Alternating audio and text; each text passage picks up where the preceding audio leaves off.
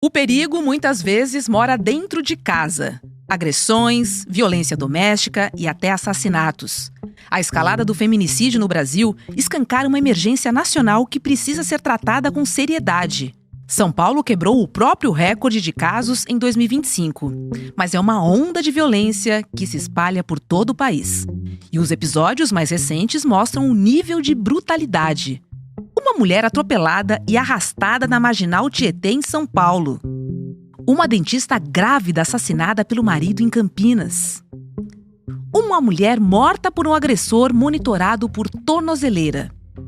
São crimes que acontecem dentro de casa, em relacionamentos, em rotinas comuns. E a maioria das vítimas é negra, jovem e sem proteção efetiva do Estado. Os números só crescem, enquanto as políticas de prevenção não acompanham. E a impunidade alimenta o ciclo de violência. Quinta-feira, 4 de dezembro de 2025.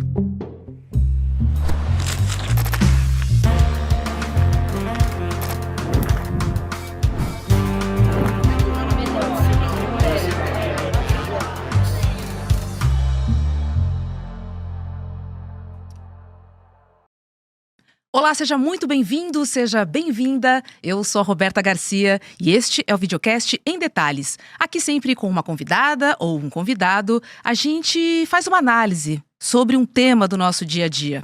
Hoje eu recebo a escritora e jornalista que está de volta à política institucional, Manuela Dávila. Oi, Manu, seja muito bem-vinda ao Em Detalhes. Que bom, uma alegria conversar contigo e com todo mundo que está nos assistindo, nos ouvindo. Manu, temos um tema difícil, posso dizer até muito bruto, mas precisamos conversar sobre ele. Em 2025, só no primeiro semestre, o Brasil registrou 718 feminicídios, mantendo aí o ritmo que levou ao recorde de 1.492 casos em 2024. O que explica a persistência dessa escalada, mesmo após 10 anos da lei de feminicídio, hein, Manu? Dá para explicar? É difícil, né? Eu acho assim, quem é mulher e vive no nosso país consegue entender as razões pelas quais nós somos um país que bate recordes de feminicídio. Por quê? Porque nós vivemos e somos objeto de uma cultura completamente violenta com as nossas existências. O feminicídio, ele é o ponto mais alto de uma dinâmica de violência que perpassa a nossa existência desde os primeiros anos de vida, né? Desde os primeiros anos de vida, eu sou mãe de uma menina, desde os primeiros anos de vida eu educo a minha filha para conviver com violências, né? A educo para conhecer o que o que são as suas partes íntimas, para se proteger da violência sexual, a educo para reconhecer, agora que ela está se tornando adolescente, o que é assédio e violência no ambiente externo, né? Então, nós mulheres, nós somos educadas desde a mais tenra idade para nos protegermos de uma violência que chega, que acontece nas nossas casas, que acontece nas ruas, que acontece no ambiente de trabalho, que acontece no espaço público, que acontece no espaço privado. Então, de uma vida em violência. O feminicídio é a última etapa dessa violência. E eu acredito que nos últimos anos, e talvez seja tão difícil de sistematizar isso, porque uma parte das forças progressistas democráticas que enfrenta a extrema-direita não faz o debate sob a perspectiva de gênero, mas nos últimos anos, quando nós vimos nessa década a ascensão da extrema-direita golpista, uma parte importante da esquerda, minimizou a sua dimensão misógina, ou seja, o componente de ódio às mulheres como central. Veja bem, lá atrás, no golpe contra a presidenta Dilma, o golpe, ele é um golpe antinacional, ele é um golpe antipopular, ele é antidemocrático, mas ele é gestado e legitimado publicamente a partir do ódio às mulheres. A Dilma, ela foi tirada da presidência para executar um projeto antinacional, antidemocrático e antipopular, mas o que construiu publicamente a narrativa que permitiu que ela fosse retirada foi: ela é uma mulher desequilibrada, ela é uma mulher mal comida, ela é uma mulher mal amada, ela é a mulher digna de ser estuprada com a bomba de gasolina. Isso, como parâmetro para a gente localizar temporalmente, abriu um período em que o debate público passa a ser atravessado pelo ódio como construtor, aglutinador da extrema-direita brasileira. Basta ver 2018, isso depois se reproduz comigo, de lá para cá. Nada, digamos assim, nada fez com que a extrema-direita deixasse de ter o centro, né, como centro da sua tática, o ódio às mulheres e a organização de homens que odeiam mulheres. Então, para mim, é algo cronologicamente explicável, né? Não é como que um país que convive com as minhas imagens circulando sem olhos, né, naturalmente pode achar estranho ser campeão de feminicídio. É exatamente sobre isso. De 2015 para cá, mais de 10 mil mulheres foram assassinadas por feminicídio aqui no Brasil. Você acha que, com a internet, os casos ganham maior visibilidade? Você acha que o masculinismo cresceu e aí eu também posso unir, né, essa rede que propaga esse ódio às mulheres, que são as redes sociais? Ou você acha que a gente tem mais notificação, mas os números de casos, teoricamente, não mudaram tanto assim? Eu acho que podem ser as três coisas juntas, elas não são contraditórias, né? Vê bem, nós mulheres hoje falamos sobre as violências que sofremos. Então, o ataque ao Cefete, se ele tivesse acontecido há 10 anos, ele não seria abordado, provavelmente, sob a perspectiva de gênero. Ele seria abordado como um ataque ao ambiente escolar, tal qual o Realengo. Muitas feministas lá atrás, como a professora Lola, já anunciavam que Realengo foi um crime de ódio contra as mulheres, já tinha indícios disso, né? Porque foi o primeiro grande episódio de ataque com arma em escola no Brasil. Então, vê bem, tem a perspectiva de gênero na leitura dos casos.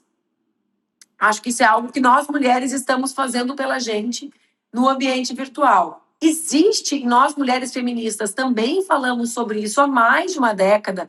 É uma pena que nós não sejamos nunca ouvidas, né?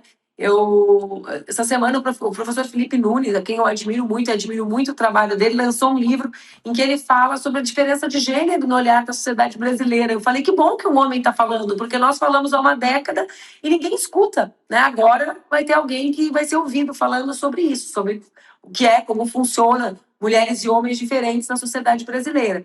Mas, enfim, então, acho que existe um dos elementos centrais da organização da extrema-direita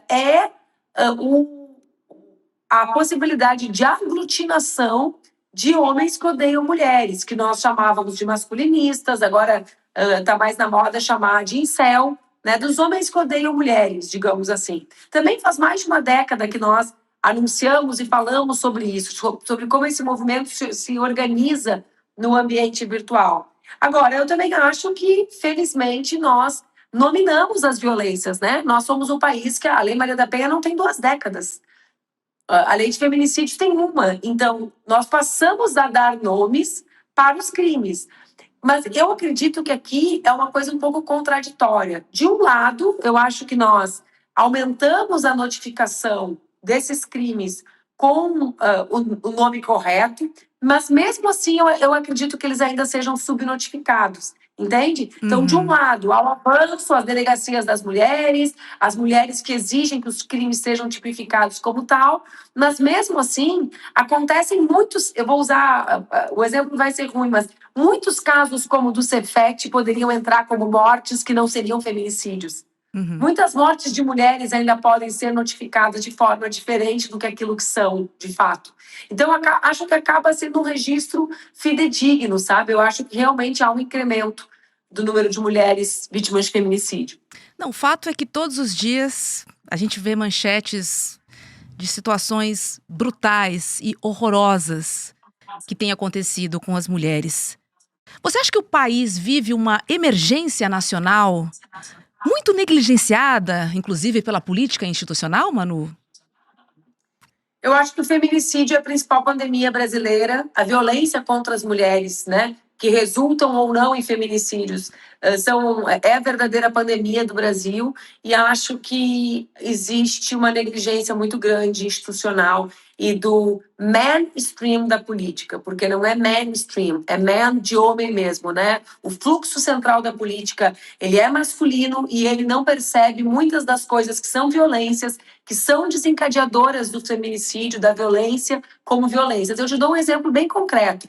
A violência contra mulheres no parlamento. Ontem nós tivemos aqui no Rio Grande do Sul, vereadora Ellen de Santa Maria, uma cidade grande, né, uma cidade em que a Câmara tem, por exemplo, câmeras de filmagem, ela foi dirigida dentro do plenário. Vereadora Brisa de Natal, sendo permanentemente ameaçada de cassação. Vereadora Fernanda de Pelotas, estou falando só de cidades grandes, né? Então, o que é esse controle público?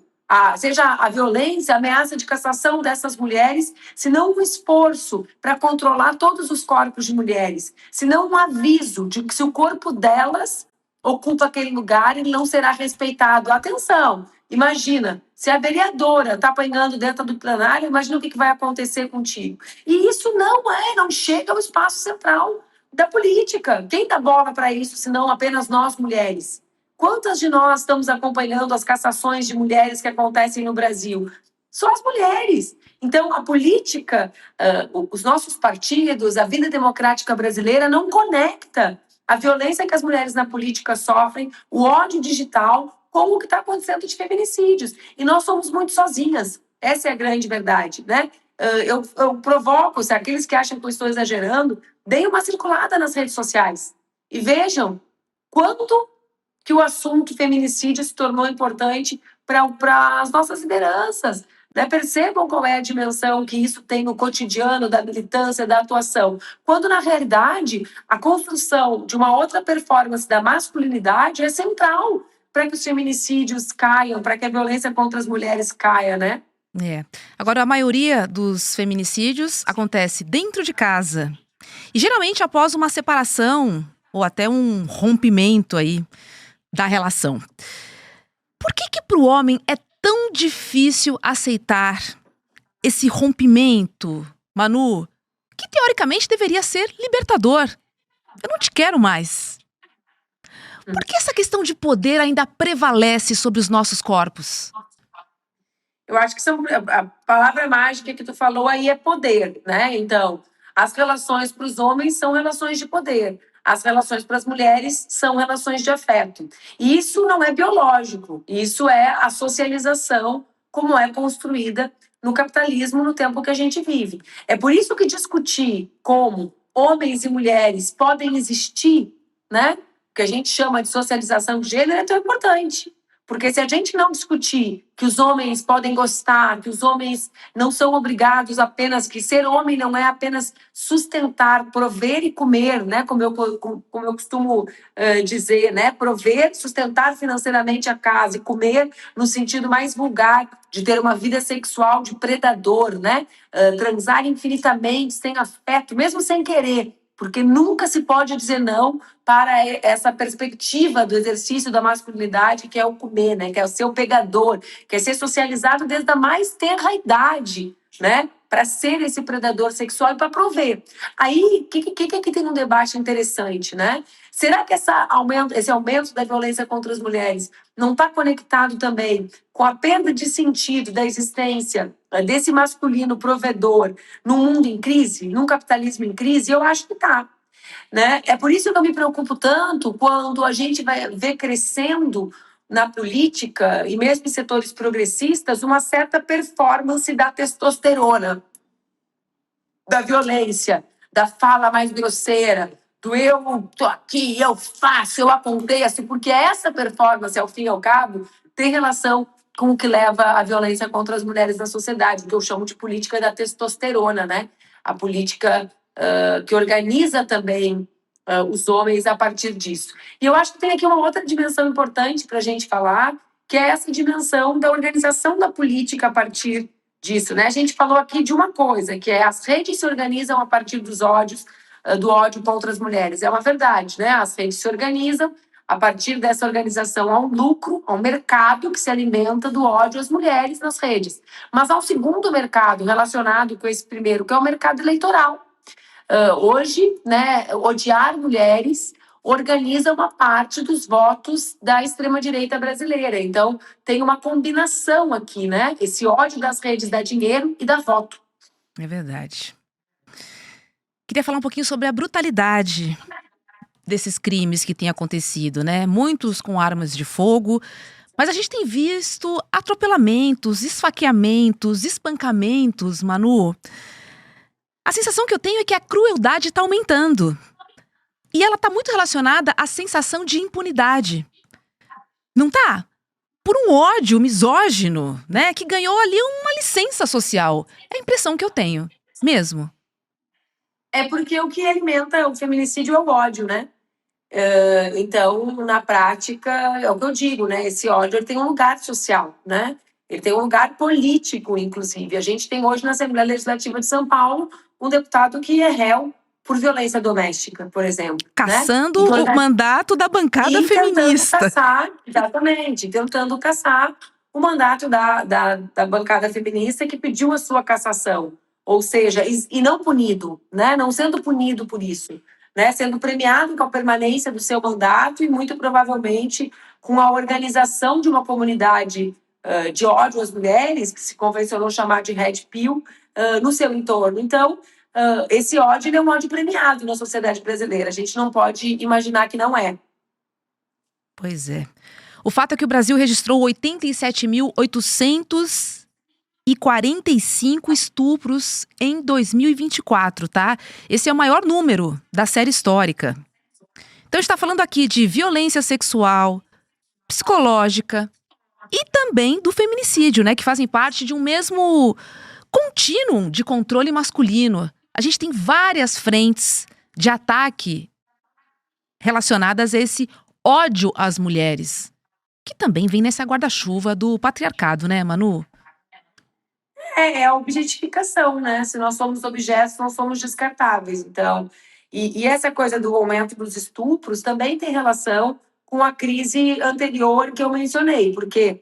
Porque se os homens eles não conseguem prover, porque o capitalismo está em crise, cada vez se trabalha mais e se ganha menos. E eles não podem comer indeliberadamente as mulheres, porque nós cada vez mais somos conhecedoras dos nossos direitos, dos nossos corpos, e educamos as nossas filhas para que sejam assim, essa identidade do ser homem colapsa, né? Eles não provêm, porque cada vez tem menos dignidade nesse trabalho uberizado, e eles não podem comer. O que sobra, se não a violência, se não o ressentimento, né? Se não a ideia de que nós, mulheres, é que estamos, digamos, não permitindo a realização da existência desse masculino, né?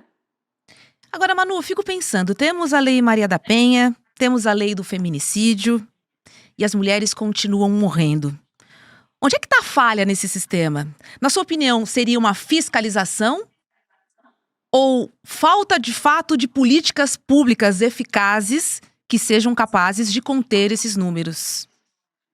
Há uma década, a primeira grande ação articulada da extrema-direita no parlamento brasileiro, câmaras de vereadores, assembleias e no Congresso Nacional, foi o que eles chamavam de caçada à ideologia de gênero nos planos nacional, estaduais e municipais de educação. Essa caçada à ideologia de gênero nada mais era do que a caçada à educação que reconhecia o direito à vida digna das mulheres e dos LGBTs. O que eles chamaram de ideologia de gênero nada mais era do que a construção de políticas de liberdade, de emancipação. Então, para mim, o que falta é a gente ter uma escola que eduque meninos e meninas para construírem uma outra performance das suas existências na nossa sociedade, que eduque meninos para não matar. A socialização de gênero masculina, ela, em última instância, diz para os nossos meninos que a vida deles é sobre trabalhar e sobre se relacionar sexualmente. A gente precisa apresentar caminhos para esses meninos. E eu acredito que a escola é um ambiente que se relacione com isso. Então, mais do que apenas falar sobre violência ou sobre não violência, é falar sobre mulheres como dignas de direito, né? Ver cada mulher que ocupa um lugar de poder é uma mulher que mostra para o menino que nós podemos estar onde devemos estar. Cada mulher que ocupa um espaço de poder e é vítima de violência, como todas nós somos, é uma mulher que diz para os meninos que em qualquer lugar nós devemos ser objeto de violência. Entende? Sim, sim. Por onde passa essa solução, Manu, na sua opinião? Eu entendi que um ponto é muito fácil da gente entender, que é a falta de representatividade de mulheres em espaços de decisão. Realmente para pensar nas suas políticas públicas, né? Eu acho que não existem soluções simples para problemas complexos. Então, é evidente que nós tivemos avanços com a Lei Maria da Penha, a execução plena da Lei Maria da Penha, com as casas da mulher brasileira, com a descentralização das delegacias, com o treinamento das forças militares, com a utilização de patrulhas Maria da Penha. O Rio Grande do Sul, por exemplo, é o estado campeão de feminicídios de mulheres com medida protetiva. Ou seja, tem falhas. A patrulha Maria da Penha tem que ser estabelecida com volume, com orçamento. Então, é preciso que tenha dinheiro para fazer a Lei Maria da Penha valer, né? Porque é ela que impede os feminicídios. 2, nós temos aqui um tema da criminalização da misoginia, na minha interpretação, urgente. Nós temos um terceiro conjunto de coisas relacionadas às redes sociais e à não monetização de conteúdos de ódio. Os conteúdos de ódio não deveriam ser monetizados. Então, precisa ser ódio, precisa ser crime, a misoginia, né? E precisa regular o tema da monetização de conteúdos de ódio nas redes sociais. E aí existe um outro conjunto de ações que eu acho, assim, aquele meme, né? A gente não está pronto para essa conversa, mas que são as ações educacionais que podem fazer com que a gente estabeleça uma outra dinâmica para homens e inclusive, para homens que já tenham estado em situação de violência. Eu entendo, né, que quando isso tudo acontece, o instinto das pessoas é querer que esses homens cumpram pena para sempre. E eu entendo absolutamente. Eu não sou uma mulher que não sofreu violência na vida, ao contrário, eu sou uma mulher marcada por muita violência. Eu estava dizendo para as minhas companheiras antes de entrar aqui que eu não faço ato de denúncia contra feminicídio sem celebrar o fato de que eu estou viva. Porque cada uma de nós que vai para o ato honrar as que foram, tem que honrar a sua própria existência, porque nós somos sobreviventes de um Estado, de uma política, de uma vida que tenta nos matar a todas. Mas, embora eu entenda a nossa vontade de ver essas penas serem cada vez maiores, eu realmente acho que isso não resolve o problema, porque entra e, ao mesmo tempo, nascem milhares formados ainda numa sociedade que perpetua a violência contra nossos corpos como método. Então, para mim, é preciso apostar nessas dinâmicas de reconfiguração mesmo da vivência do masculino no nosso mundo, em que, a partir do princípio de que as mulheres são cidadãs de primeira categoria e não de segunda, né? Como diria a Bushia Mecheta, minha autora nigeriana preferida. Nós, enquanto feministas, de que forma a gente pode trabalhar, principalmente pensando naquela mulher que não tem esse amparo, que não tem informação e que muitas vezes ela dá uma segunda chance, uma terceira chance, até acontecer o feminicídio. De que maneira a gente pode acolher essas mulheres, Manu? Eu acho que acolher é a palavra mágica, né? A gente precisa ter, na minha interpretação, um feminismo cada vez mais popular, mais aberto para mulheres com outras experiências, absolutamente aberto para mulheres que não se reivindicam ainda feministas, absolutamente acolhedor com as contradições que a violência doméstica trazem para essas mulheres, contradições que são muito vivas, porque estabelecer uma relação amorosa com alguém que te ameaça, né, não é algo, não é a mesma violência de ser assaltada na rua, né? Ter filhos com essa pessoa, né? Ouvir frases fortes como tu vais colocar o pai dos teus filhos na cadeia, como essas mulheres escutam, né? Escutam o dia inteiro. Então é preciso ter um ambiente que seja efetivamente acolhedor, né? Com as contradições que são contradições da vida. Eu muitas vezes acho que nós temos muitas verdades e pessoas sem nenhuma contradição, né? E eu me assusto com isso, porque a vida ela é complexa, marcada por contradições, dinâmica, pulsante. Então a gente precisa estabelecer entre nós. Para mim, é assim que eu me mobilizo. Eu não milito e não me organizo mais em espaços que não protejam mulheres, que não cuidem das mulheres. E cuidar, para mim, tem essa dimensão plena. Aceitar a contradição e disputar essa contradição a favor da existência, da vida dessa mulher. Agora, para além disso, é óbvio, nós precisamos de mais debate público, de mais esforço de conscientização sobre os tipos de violência. Nós vivemos num país em que ainda hoje setores expressivos se referem aos feminicídios como crimes passionais, crimes do amor, como se fosse possível matar alguém por amor, por ciúme. Gostava tanto que matou. O que é isso? Ainda existe isso. Ainda existe isso, né? Ficou com a cabeça fora do lugar porque gostava. Não! A mulher, as minhas amigas aqui, quando ficam descornadas, como a gente diz, o máximo de cabeça fora do lugar é um porre, né? É 3 noites chorando em casa, né? Nenhuma de nós sai matando. Por quê? Porque a gente não é criada para isso. Então é preciso falar sobre isso com as pessoas. Colocar, dar nome, fazer com que as pessoas entendam, né? Que essa violência ela pode ter desfecho. E que esse desfecho pode ser fatal. Então eu acredito nisso. E eu tento ser essa feminista que acolhe mais e julga menos, sabe? Porque julgar mulheres em situação de violência, para mim, não cabe no meu feminismo. É demais. Em situação de vulnerabilidade, né, Manu, em que só cabe, de fato, o acolhimento. Manuela Dávila, obrigada por participar conosco do Em Detalhes. Um beijo para você. Adorei conversar contigo. Um beijo. Até mais. Olha só, pessoal, as vagas para pós-graduação em teoria crítica estão se esgotando. Pegou aí? As vagas para pós-graduação do ICL em teoria crítica estão se esgotando. Esse é o primeiro curso, tá? Do Brasil em teoria crítica da sociedade, lançado com exclusividade pelo ICL em parceria com a FESP-SP. E para você que ainda está em dúvida se deve fazer ou não parte dessa primeira turma, olha, eu tenho uma novidade.